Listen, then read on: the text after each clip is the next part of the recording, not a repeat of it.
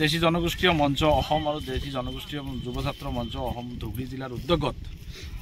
কামাৰডাঙ্গা অঞ্চলত পোকালাগি গাঁৱত আজি পুজনা উদযাপন অহা 7 তাৰিখে উদযাপন কৰাৰ উপলক্ষে আজি আমি লাইখুঁটা স্থাপন কৰিলোঁ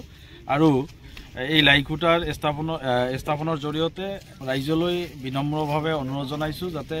আমাৰ অহা 7 তাৰিখত হ'বলগীয়া পুজনা উদযাপন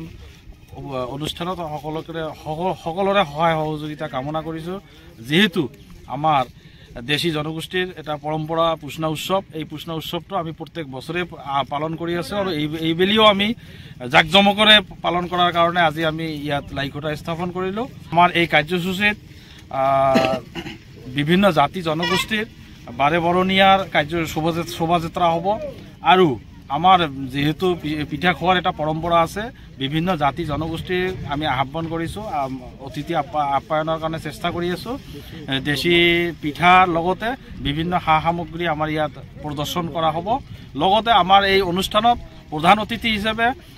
অসমৰ আগশাৰী চেনেলৰ প্ৰতিদিন টাইমৰ মুখ্য সম্পাদক মাননীয় নিতুমণি শইকীয়াদেৱে আহি আছে আমাৰ মাজলৈ গতিকে ৰাইজক বিনম্ৰতাৰে অনুৰোধ জনাইছোঁ আপোনালোকৰ সকলোৰে সহায় সহযোগিতা কামনা কৰিছোঁ।